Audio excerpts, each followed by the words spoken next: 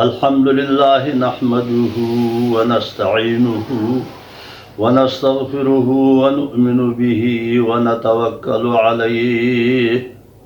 ونعوذ بالله من شرور أنفسنا ومن سيئات أعمالنا من يهده الله فلا مضل له ومن يضلله فلا هادي له وأشهد أن لا إله إلا الله وحده لا شريك له وأشهد أن محمدا عبده ورسوله أما بعد فأعوذ بالله من الشيطان الرجيم بسم الله الرحمن الرحيم وقضى ربك ألا تعبدوا إلا إياه وبالوالدين إحسانا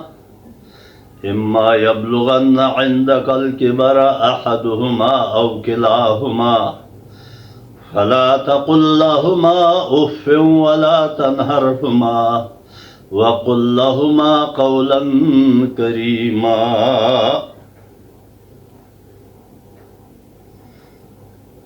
واخفض لهما جناح الذل من الرحمة وخفض لهما جناح الذل من الرحمة وقل رب ارحمهما كما ربياني صغيرا آمنت بالله صدق الله مولانا العظيم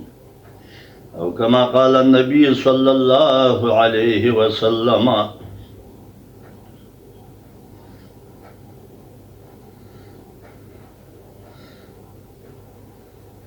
عن أبي هريرة رضي الله تعالى عنه قال رسول الله صلى الله عليه وسلم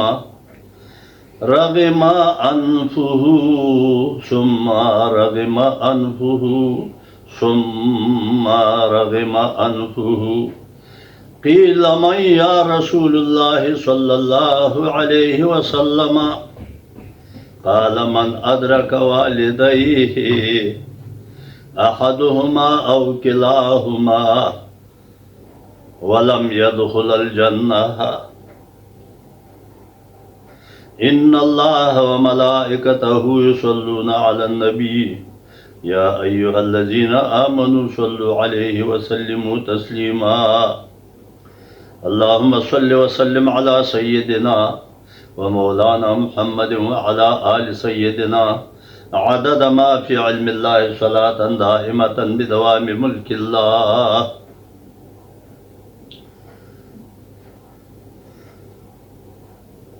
زما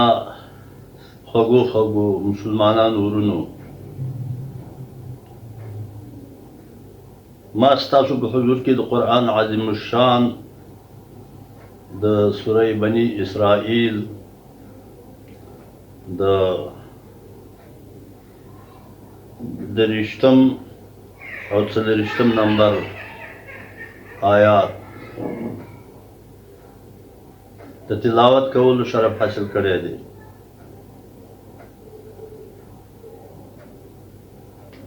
د الله تبارک و تعالی سوال او دعا ده چې الله تبارک و تعالی دې ماته د هغې د صحیح ترجمې کولو توفیق راکړي او د هغې نه وروسته دې الله تبارک و تعالی موږ او تاسو ټولو ته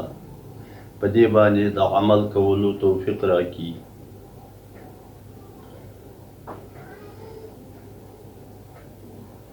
او د دې نه علاوه ما د رحمت عالمین صلی الله علیه وسلم یو حدیث مبارک هم تلاوت کړی دی د آیات مبارک ترجمه دا ده چې الله رب العزت په قرآن مجید فرقان الحمید کې په پاره 15 سوره بنی اسرائیل آیات نمبر 30 او 40 کی داسې ارشاد فرمایلی وقضى ربك الا تعبدوا الا اياه او الله تبارک و تعالی دا فیصله کړې ده یا یې دا حکم کړی دی خپل بندګانو ته لکه چې په سورې لقمان کې الله فرمایي ووصینا الانسان بوالدیه حسنا هلته هم د والدینو د حسن سلوک ذکر کړی دی او دلته الله تبارک و تعالی فرمایي چې ستا رب یا محمد صلی الله علیه وسلم ستا رب دا حکم کړی دی دا فیصله کړې ده الله تعبدوا الا اياه ذکر خو مخاطب خو صرف رحمت عالمین صلی الله علیه وسلم ته د حکم عام دی هر چاته دی چې الله تعبدوا الا اياه د الله تبارک و تعالی نه پرتبه د بل چا عبادت نه کوي بل چاته به سجدې نه کوي شمس پرستی به نه کوي یعنی آفتاب پرستی لمر پرستی قمر پرستی به نه کوي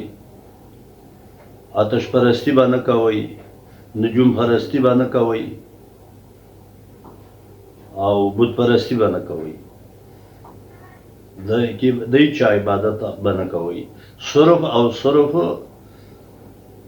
د الله تبارک و تعالی وحده لا شریک له عبادت بکوي خاص الا اياه خاص دا واحد لا شریک ذات عبادت بکوي بل بچه کوي وبالوالدین احسانا بیا به د مور او پلار سره ښه سلوک کوئ د هغې سره به احسان کوئ د هغې سره به نیکي کوئ هر وخت به کوئ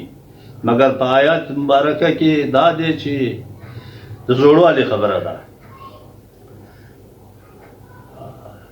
ځوانۍ کې هم پلاري اولادي خو په نابالغه بچو یې پلار ته تصرف حاصلي او کله چې اولاد بالغ شي نو د پلار تصرف ته لري شي هغه خود مختار شي او بیا مور او پلار زاړه شي بوډاګان شي نو په دې لپاره الله رب العزت فرمایي چې به د ردي په ټوکرۍ کې نار ته وي بیا به دا نه وي چې د سانډا وار د چا دی سانډا بچن جوړوي بیا به څه شی کوي چې نیکي او احسان به سره کوي په کوم اما یبلغن عندك الكبر احدهما او كلاهما کله چې دی دواړه یا یو د دې دواړو نه زوړوالي ته ورسېږي زاړه شي عمر پې تېر شي لاس او خپې کار پرېږدي د مجبورۍ او د محتاجۍ ژوند پرې شي نو بیا به څه کوئ دغې ته چې ورسېدل نو تاسو به څه کوئ چې تاسو به یو یو که دواړه ژوندي فلا تقل لهما اف ځکه د هغې و ذهن کمزوری شوی هغې په لږه خبره د هغې ذهن د ماشومان وي ماشوم هم په لږه خبره خوشحالېږي او په لږه خبره خفه کېږي نو کله چې دی زوړوالي ته ورسېږي بوډاپۍ ته عمر پې تېر شي نو بیا به تاسو څه شی کوئ د هغې په مخ کې به اوف نه وایئ یعنې لکه که هغې تاسو ته یوه خبره وکړه چې هغه تاسو بده ولګېږي خو تاسو لکه په پښتو کې جو اوخ اوخ اوخ اوف اوف دا لفظ به ورته نه کوئ د هغې په مقابل کې چې دا هم ګناه ده دا هم بې ادبي ده ولا تنهرهم او نه بیا دګئ رټئ بیا هم نه چې ته غلی شه ستا دور تېر شوی دی ته په خبره نه پوهېږي خبرې خو دې د ما نه یادې کړي دي خبرې هر یو اولاد د مور و پلار نه یادوي بیا وروسته ورته وایي ته په خبره نه پوهېږي په خبرو خو زه پوهېږم ته څه تا څه شی کړي دي نو دا هر اولاد ډېر کم خلک به یې د نصیب خاوندان نیکبخته چې هغوی به دا ځان نه معلوموي د هغوی نصیبونه ښیي او نور اکثره خلک اکثره چې اول جواب مور او پلار ته اولاد ورکوي نور خلک خو یې بیا وروسته ورکوي نو دګی بیا هم نه او وقل لهما او هغه دواړو سره تا او وقل لهما هغه دواړو ته بدشي کوئ قولا کریما ډېر په نرمۍ او په احترام او په ادب سره به ورته خبره کوئ چې ښه بد نه نشي دا د الله حکم دی دا د الله فرمان دی او بیا به بل شی کوئ بل به دا کوئ چې واخفض لهما جناح الذل دا خپل دواړه لاسونه دواړه وزرې جناح وزرو ته وایي په دلته د وزر نه مطلب دا دواړه ده دا دواړه لاسونه به د رحمت د دوی د قدمونو لاندې ږدئ د دوی دپاره به یې قراخوئ او څه به وایئ که مړه یو که ژوندي تاسو به دا وظیفه یي چې تاسو به دا وایئ چې وقل رب ارحمهما کما ربیاني صغیرا یا الله زما په مور او پلار دواړو باندې رحم وکړي لکه څرنګه چې هغې دواړو زما تربیت په وړوکوالي کې کړی دی بیا د دې نه وروسته خو زه یو خبره مې را په یاد شوه چې یره ملي شي هغه به تاسو ته د حدیث مبارک د ترجمې نه مخکې وکړم یو فاسق او ګمراه امام ابو حنیفه ته راغی نو ته ویل چې دغه دی دا د مور په ما څاق دی د پلار په ما څاق دی چې ته وایې دا د مور حقونه دي د پلار حقونه دي د مشر حقونه دي د مور او پلار په ما څه حق نه دی د مور نه څه هغوی دواړو یعنې ګمراه سړی و بدماش وایي چې هغوی دواړو خپل خواهشات پوره کړي دي او زه پیدا شوی نو امام ابو حنیفه رحمت الله تعالی علیه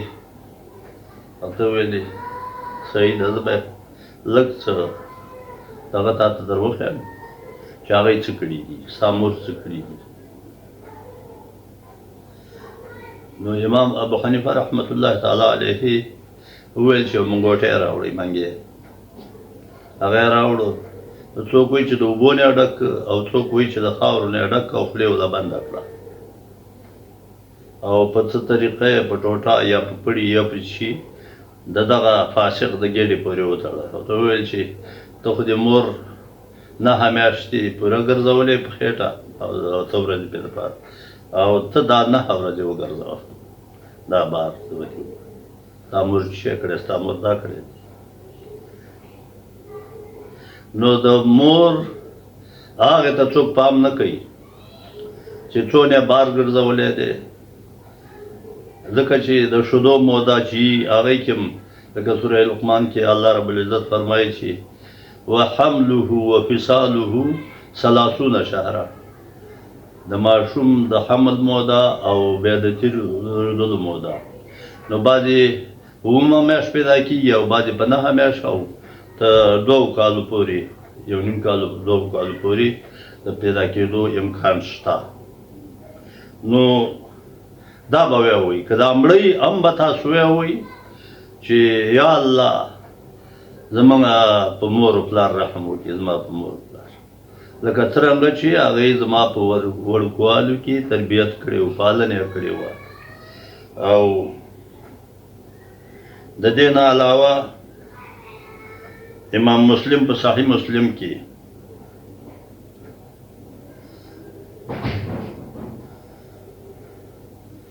په حدیث نمبر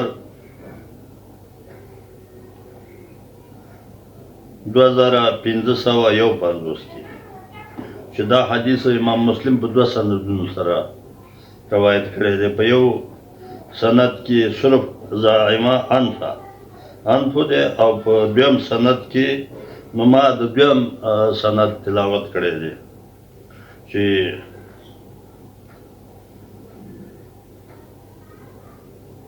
رغم انفه ثم رغم انفه ثم رغم یعنی درې ځلې وویلې چې دا هغه سړي پوزه دی په خاورو کې ککړه شي، په خاورو کې د لت پت شي، یعنی هغه د ذلیله شي، هغه څوک د ذلیله شي. درې ځلې دا فرمایل رغم انفه ثم رغم انفه ثم رغم انفه. قیل من یا رسول الله صلی الله علیه وسلم، چا ویلي عرض وکړه چې دا کم یو بدبخت دی، څوک دی، دا کم سړی دی؟ قال د دواړو جهان سردار فرمایل من ادرک والدیه عندك الكبر احدهما او كلاهما، چې هر څوک مور پلار دواړه یا یو د هغې دواړو نه په زوړوالو کې ومومي، یعنې زوړوالي ته ورسېږي او دا اولاد یې ژوندي او ثم لم يدخل الجنة، یعنی هغه د ازاري شي او خدمت ولې ونه کي، خدمت ولې ونه کي، نو د هغې په خدمت باندې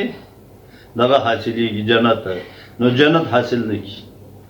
جنت حاصل نشي. نو دا سړی چې دی دا بدبخته د ده پوزه دی په خاورو کې ککړه شي، دا د خاکالود شي، دا د په خاورو کې د ده پوزه او لت پت شي. نو چې دا د والدینو په باره کې ډېر حدیثونه امام بخاري او امام مسلم روایت کړي دي. امام مسلم رحمت الله تعالی علیه د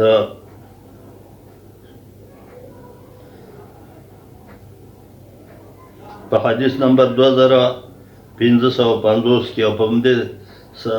بل سند سره هغه هم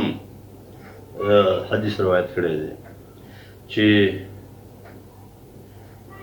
د هغې راوي هم حضرت ابو هريره رضی الله تعالی عنه دی.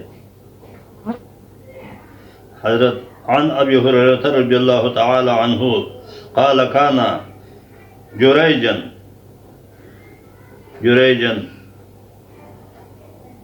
يتعبد في سموعة فجاءت امه، یعنی د جریج په نامه یو عابد و چې په خپله عبادت خانه کې کوټه کې به د عبادت کوي، بني اسرائیلي سړی و. دا دواړو جهان سردار 2550 نمبر حدیث دی په صحیح مسلم کې په کتاب د بر الوالدین کې، په کتاب د بر الوالدین کې مسلم شریف دا حدیث په 2 سندونو سره روایت کړی دی. نو چې یوه ورځ د ده مور د دی د عبادت خانې له راغله، ځکه چې عربي م ویم او دغه ترجمې هم کوم، دغه ډېره اوږدېږي. نو د حدیث نمبر مې ته وښوده چې د چا پکې دغه ده، نو هلته دې وګوري چې 2550 نمبر حدیث دی. نو حضرت جریج چې و هغه په خپله عبادت خانه کې عبادت کوو چې په دغه وخت کې مور راغله، د دروازه بنده کړې وه د هغه عبادت خانې. نو مور یې ورته نارې وویل جریجه، خو ده ورته غږ دی په مانځه ولاړو. نو به وویل چې یو طرف ته مور ده او بل طرف ته مونځ دی، د الله دی، د الله بندګي ده، دا اوس څنګه پرېږدم هغه ته ورشم. په دې شک کې شو، نو وویل چې دغه مونځ به سر ته ورسوم. خو دا مور یې ډېرې نارې ووهلې او هغه روانه کړه، لاړه یو څو چې حضرت جریج چې دغه نه فارغه شو د مانځه نه، نو د مانځه نه فارغه شو چې پام یې وکړو مور یې تلې وه. نو مور یې د تلو په وخت کې وویل چې تا خو ما ته دروازه بېرته نه کړه، کلاو دې نه کړه خلاص، خو د مرګ نه مخکې دې خدای په یو الزام اخته کړه چې یو الزام د باندې ولګېږي. نو د مور دعا وه چې خیرې وي چې قبول شي. نو د ورځو یوه ورځ به موده ډېره تېره شوې وه یا لږه، ځکه چې حدیث دا موده نه ده بیان کړې چې یا 2 میاشتې پس وي یا 2 ورځې پس وي یا کال. خو دغلته د ده د عبادتخانې سره ځان له ځای کې وایي عبادتخانې یو شپون میږې ساتلي رمې وه. نو هغه یوه ښځه د آبادۍ نه راغله او دې شپانه سره بدفعلي وکړه، شپانو سره بدفعلي وکړه. نو ښځه حامله شوه. نو خلکو دې پوښتنه وکړه چې دا حمل دی د کوم ځای نه دی. نو هغې وویل چې دغه ته اشاره وکړه چې د دې نه دی، د دې عبادت خانې د خاوند. د خلکو تسکورې مسکورې و، دا شی یې راواغېستله راغله او عبادت خانې یې دغه کړه، منهدم کړه، ویې غورځوله، وران یې کړه. چې وران یې کړه وی ولې؟ وی دا ښځه وایي چې دغسې. نو هلته یو ماشوم د یو ښځې په غېږ کې. نو هغه ماشوم د سر نه حضرت جرید چپه واغېسته او بیا یې ماشوم ته وویلې چې ته صحیح خبره وکړه او که دا دی چې غاړه نه بندوي چې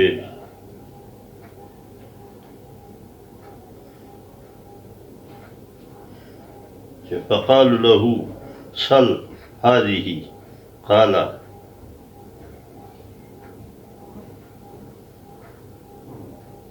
فلما رأى ذلك نزل إليهم فقالوا له سل هذه قال فتبسم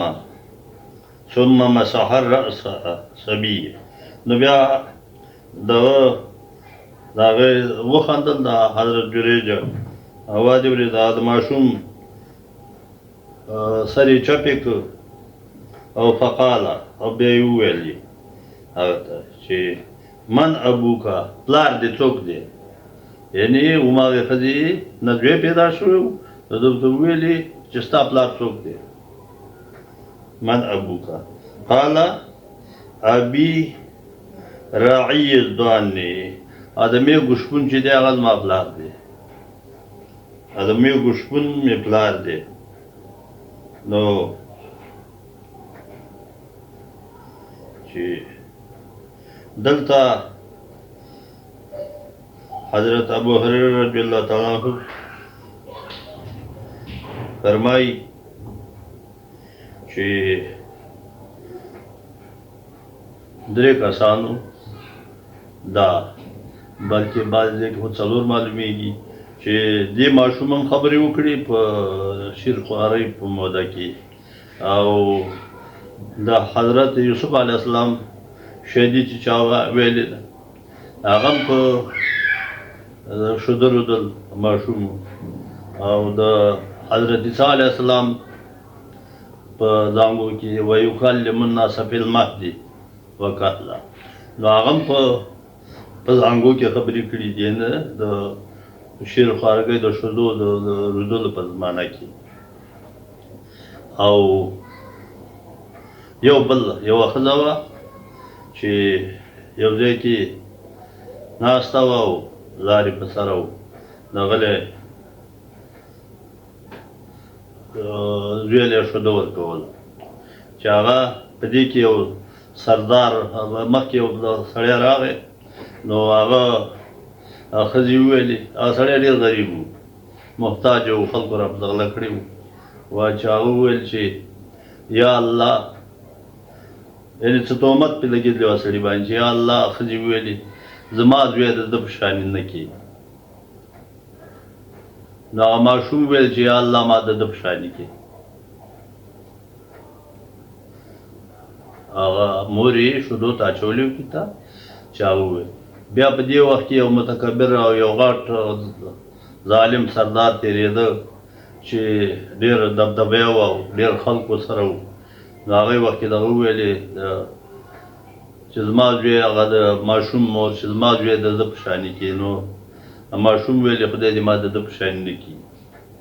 ځکه چې هغه دبدبې والا سړی چې و د اقتدار والا هغه ډېر ظالم و، او بل چې و نو هغې باندې د دروغ الزام لګېدلی و. هغه ډېر ښه سړی و، نیک صالح سړی و. نو دغسې د څو ماشومانو په دغه کې خبرې کړي دي، د شیدو د رودلو په زمانه کې خبرې کړي دي. د دې نه علاوه چې دی د مور و پلار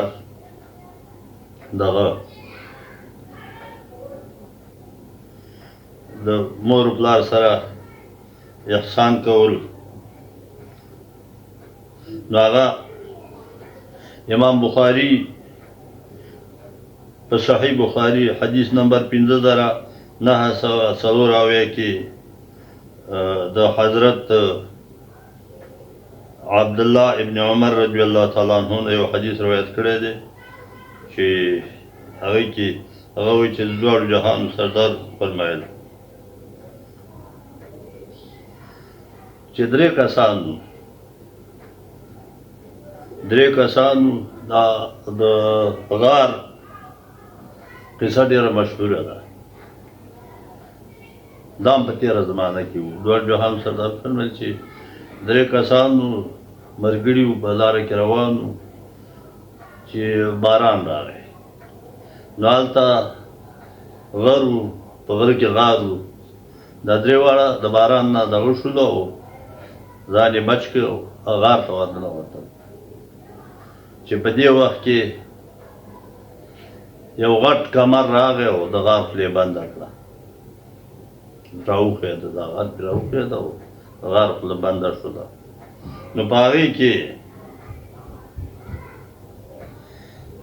ټپه تیاره شوله غار کې، یو بل نه لیده، خو خبرې یې سره اورېدلې. نو ویې ویل یو بل ته چې راځئ خپل نیک اعمال به وسیله کړو الله تبارک وتعالی ته، که چېرته د دغه بې ځایه نه اهل عیال د کور خاوندان هم رانه خبر نه دي چې هغه موږ کوم بدلاړو. او دغه ځای کې دغه شولو، نو مرګ راغی. خو دا کار به وکړو چې الله ته به خپل کوم نیک عمل که چېرته قبول شوي نو هغه به وسیله کړو. نو که الله تبارک وتعالی د دې سختې نه نجات راکړي او څه چاره زموږ وشي او دې غار نه وځو. نو د ټولو نه اول یو سړی چې و دا شپون و، د میږو رمی وه. نو د لاس اوچت کړ الله ته، ویل چې یا الله تا ته علم دی، ته به دې عالم یې چې زما مور و پلار دي او بچي مې دي او زه رمه ساتم، او کله چې ماښام راشي نو رمه ولړسم او ښځو ترې رادغه کړم. نو بیا په ماښام کې کور ته ځم، نو اول مور پلار ته ښځه ورکوم، پس د هغې وړو بچو ته ورکوم او زه یې څښم او اهل عیال مې. او یوه ورځ یې داسې وشو، تا ته پته ده یا الله، تا ته معلومات دی، ته عالم یې چې ما ښځه ولړشل او رالم چې ومې که د مور پلار دواړه وده دي او بچي مې په خپو کې رغړېدل چې ښځه راکړه. په هغې له ما ښځه ورنه کړه، ځکه چې زما دا معمول و چې مخکې به مې ښځه مور پلار له ورکول. هغې وده وه او زه د هغې دواړو سر ته ودرېدلم او چې خوب مې ورله خراب نه کړ، خوب مې ورله خراب نه کړ چې راپا مې نه څول. او د هغې د کټ یا داسې سر ته ولاړم چې سبا شو، بچي مې هم ناروغ شولو، ما هم ښځه ونه څښله او کالی په لاس جام دی او صدا کنډول دی. نو سار شو چې بیا که دا کار ما ستا د رضا دپاره کړی چې د مور و پلار په ما حق دی، نو لږ دا غر په مونږ نه لرې که او اساني راوله. نو په دې وخت کې دغه غټ کمر چې د غار خوله کې وو لږ شانې وښوید او دی پکې اسمان ولیدو، خو د وتو لاره نه وه. نو دا د مور و پلار ګویا زه د هغوی نه به هم تاسو خبر کړم چې اگر چې هغه خو دلته موضوع صرف دغه ده د مور و پلار د متابعت ده. نو هغه دا و چې بل سړی و، هغه بیا لاس اوچت کړ دویمګړي. هغه وویل چې زما د تره لور وه او زه پې عاشق وم، خو پادرېدلم پې نه. خو په څه طریقه سره څوک په حدیث کې د 100 دینارو خبره راغلې ده چې په هغې سره ما هغه راضي کړه. او کله چې زه د هغې د دواړو په منځ کېناستم نو هغې ما ته وویلې چې د الله نه ویرېږه او دا کار مه کوه. نو زه راپاڅېدلم د الله نه ویرېږم. دا صرف او صرف د تا نه د یېرې په وجه ما دا کار وکړه. ستا علم کې دا شامل دي، تا ته په دې علم دی، تا عالم یې. نو په موږ باندې دا سخته اسانه کړه، دا کمر لري. نو غر شي چې کمر لږ وښویېده خو بیا هم د راوتو لاره نه وه. بیا رڼا ډېره شوله، یو بل سره یې ولیدل خو د راوتو لاره نه وه. نو بیا درېم مرګړی شو، هغه یې سوال وکړو خپل نیک عملي وسیله کړه چې یا الله تا ته بهتر معلومات دی چې زما یو مزدور شپون هغه ما سره مزدوري کړې وه، هغه څه کار پیدا شو او لاړ د بل وطن و او هغه مزدوري ما ته پاتې شوله. بیا ما د هغه په مزدورۍ باندې غواګانې او وزې دا واغېستلې چې د غواګانو او د وزو رمه جوړه شوله او ډېر کلونه پس هغه را پیدا شو. ما چې پې مزدوري کړې وه نو هغه ما ته وویل چې تا ته زما څه مزدوري پاتې وه او زه بیا دغه له لاړم خپل کلي له موقع راته پیدا نه شوه. اوس رالم نو که چېرته ستا په یاد دي نو هغه زما مزدوري ما له راکړه. نو ما هغه ته وویل چې دا د غواګانو پاده چې دا هم ستا ده او دا وزې هم ستا دي. نو هغه وویل ما پورې خندا مه کوه، مسخرې مه کوه، زه د 100 روپو مزدورۍ خاوند یم او ته وایې غواګانې دي او پاده ده او وزې دي، زما خو دونه مزدوري ده. نو هغه وویل دا ستا دي، دا ستا دي. نو ما غلا دا د غواوو او وزو دا مې ورکړي دي پاده او دا کار ما ستا د رضا دپاره کړی چې ته به رانه راضي شي. نو که چېرته دا کار ما ستا د رضا دپاره کړی او تا ته قبول شوی نو ته پې عالم یې. نو زموږ نه دا تکلیف لرې کړه، دا غر مونږ ته داڅ کړه، دا غټ کمر لرې شي چې مونږ نه دین نه وي. نو غر شي چې کمر وښویېده او دی چې سلامات را ووتل. نو اوله خبره د دغه وه د والدینو وه چې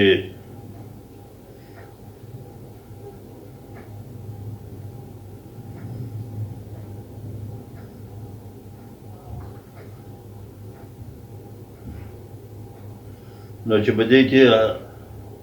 ډېرو صحابه کرامو په دې آیات مبارک کې په تفصیل سره دغه کړی دی، دا تفسیر یې کړی دی.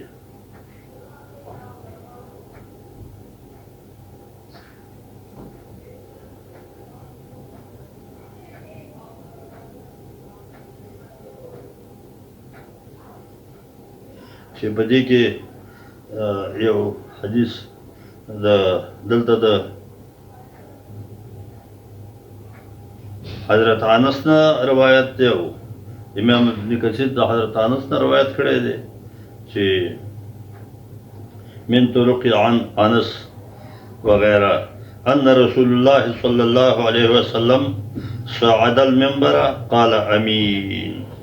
امين امين. حضرت انس بن مالک رضی الله تعالی عنہ فرمایي چې اورز د دوه جهان سردار د منبر د پاسه تشریف فرما شو ودرېد او درې کرتی ویل چې امين امين امين. نو فقالوا یا رسول الله صلی الله علیه وسلم، نو موږ ویل چې دا الله تعالی رسول الله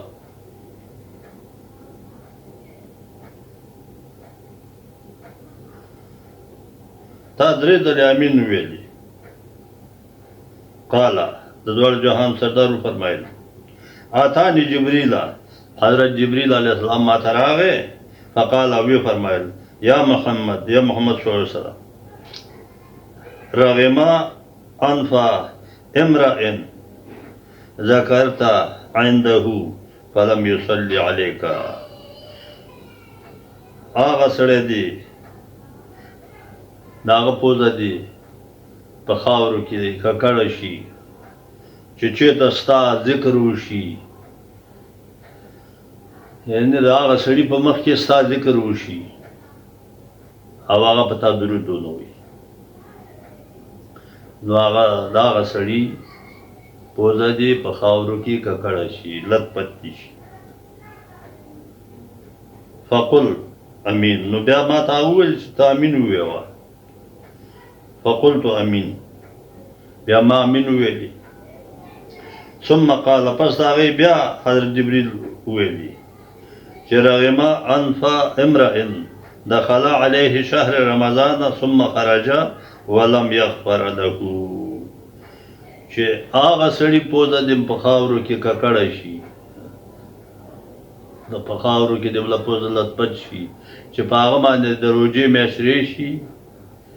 او وځي او د ده پکې مغفرت ونه شي، یعنې روژې ونه نیسي یا یې ونیسي خو په کنځه او پوچ رد باندې وخت تېر کړي، نو هغې کې هېڅ پیدا نه شته په غیر د ولږې او د تندې نه. نو دې سړي ته نو فقل امین، نو بیا هغه ما ته وویلې چې ووایه چې امین. فقلت امین، بیا ما امین وویلې. نو د سترګې په رب کې درې ځله امین، خو جبریل راته او راغی او دا خبرې وکړه. ثم قال، بیا په درېیم ځل یې بیا وویلې رغم انف امرئ ادرک ابویه او احدهما ولم يدخلاها الجنة قل امین. فقلت امین، بیا یې درېیم دا وویلې چې د چا مور پلار زاړه شي، بوډاپۍ ته ورسېږي، زوړوالي ته ورسېږي، او یا یو د هغې ده یا دواړه، او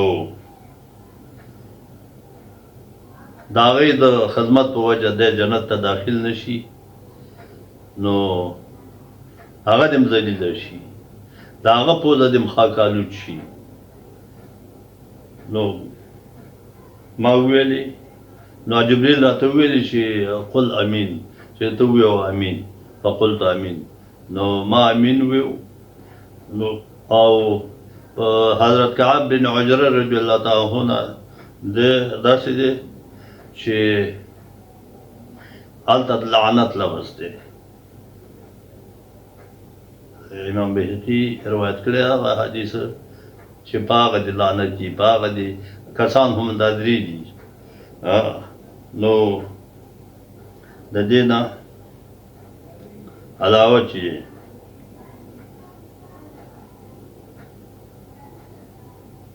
صلی الله علیه وسلم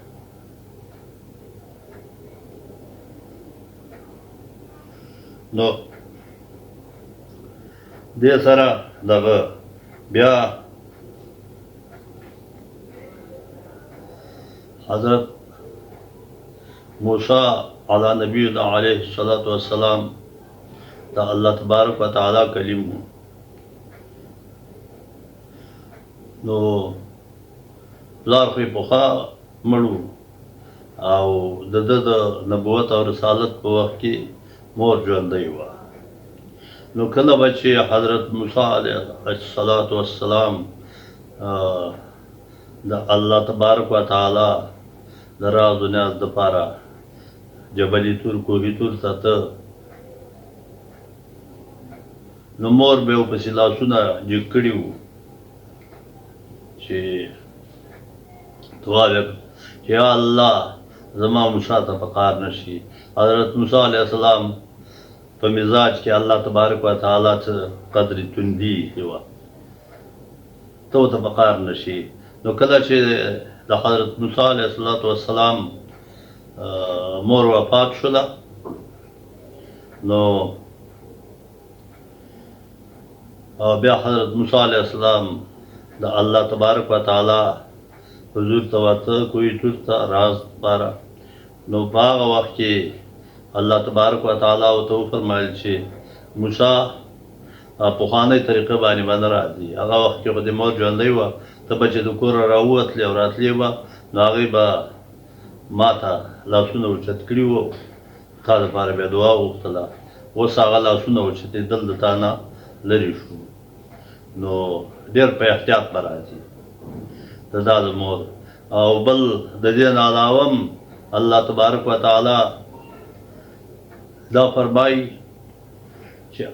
سورې لقمان کې چې ان اشکر لی ولوالدی، زما شکر مو ادا کوي او د مور شکر مو ادا کوي، د والدین شکر مو ادا کوي. لکه چې بایزید بسطامي رحمت الله تعالی علیه خپلې مور ته وویلې کله چې دی بالغه شو او په ښه او بد پېښ شو نو خپلې مور ته یې وویلې چې مورې هغې ویلې وایي د دوه ذاتو د شکر د ادا کولو حکم دی چې یو الله تبارک و تعالی دی، هغه خالق دی، حکم یې کړی دی چې زما شکر به م ادا کوي او د مور شکر به م ادا کوئ. نو ما نه د دوه ذاتو شکر خو نه ادا کېږي. ته داسې وکړه چې دا ستا خدمت خو به کوم او کوشش به کوم، خو چې د الله تبارک و تعالی شکر مخکې ادا کړم او ته راته د خپل شکر کم از کم برابري نه ده، خو لږه موقع راکړه او لږه بخښنه راته وکړه چې زه وځم او څه علم حاصل کړم او د الله شکر ادا کړم، او چې علم مې حاصل کړ او د الله شکر مې ادا کړ بیا به دلته راشم. نو هغې ورته اجازت ورکړ. نو حضرت بایزید بسطامي رحمت الله تعالی علیه وایي چې ما 3 بورې علم حاصل کړ او ډېر کلونه پس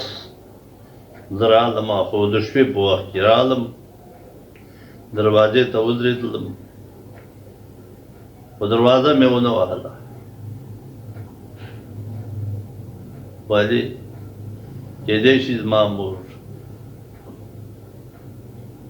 ودی خو هغه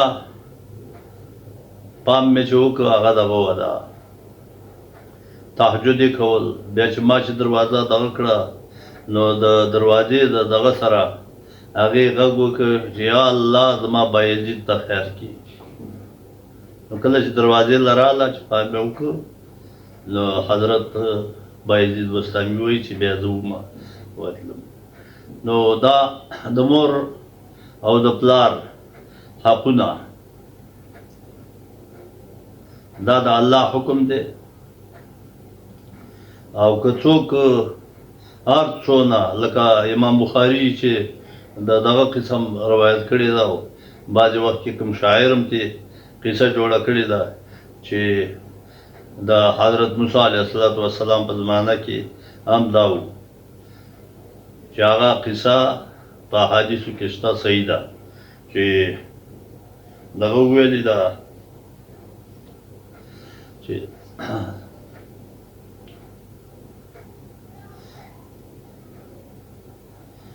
چې حضرت موسی علیه السلام ته جنتونه ښکاره کړه الله تبارک وتعالی چې دا ستا مقام دی او د هغې خوا کې دوه ماڼۍ نورې وي چې یوه د شپون او یوه د قصاب وه شپون چې دا و چې ډېر زیات دغه و ساده سړی و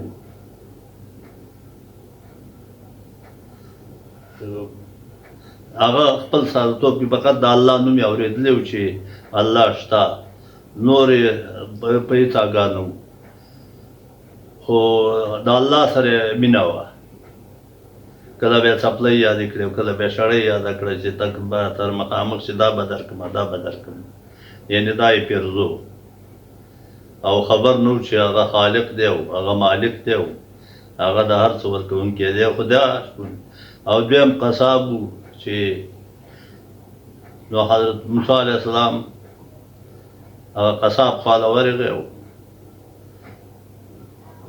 چې ده څه عمل کړی دی چې دا حالات معلوم کړم نو قصابي کوله او میده میده غوښه بوټۍ بېد اچوله هغه روان شو د قصاب سره قصاب ورته ویل مسافر یې او مسافر یم او ستا مېلمه یم تا سره ځم لاړ نو ډوډۍ پخه شوله قصاب ډوډۍ پخه کړه دغه ورغی هلته یو کوټه و هغه کې دوه دغه بندیان نو حضرت هغه قصاب ورغی و هغه د ډوډۍ مخکې کېناستو بیا نو حضرت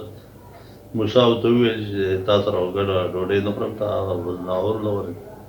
هغه وویل دا مې یو مور دی یو مې پلار دی یو مې مور دی پلار دی او د الله دغه پې شوی دی دغسې تیرې مصرف شوي دي او زما خو مور او پلار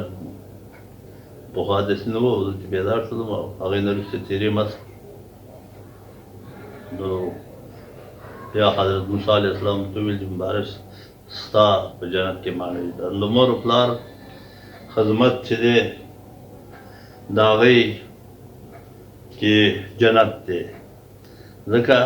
په حدیث شریف کې راځي چې بیا هغه جنت ته نشي داخلېدلی نو دغه کوشش وکړئ نوجوانانو که دنیا هم پکاري او که آخرت هم پکاري هغه لکه په حدیث شریف کې دي چې جنت د میندو د قدمونو نه لاندې دی بل صحابه کرام تپوس وکړو چې موږ حسن سلوک چا سره وکړو وی پلار هم نه یې چا وی د پلار دوستانو سره حسن اچھا او حسن سلوک وکړئ ښه سلوک وکړئ په هغې کې هم تاسو ته ثواب میلاویږي نو الله تبارک وتعالی دې موږ او تاسو ټول ته په دې آیاتو مبارکو او په احادیثو د عمل کولو توفیق راکړي او خصوصا بالخصوص نوجوانانو ته ښځو او نرو ته دا التجا او سوال کوم چې که جنت ګټئ ګوره مونځ خپل ځای لري خو نافرمان اولاد دعا نه قبلېږي حقوق الوالدین چې د ما او پلار نه نافرمانه وي د هغوی څه عمل نه قبلېږي د هغوی قبلېدل د پلار او د مور د دعاو پورې دي که فرایض ادا کوي نو بیا د رب خوښه ده نو او د مور او پلار نافرمانه وي بیا د الله تبارک خوښه ده چې عذاب ورکوي او که جنت ورکوي नो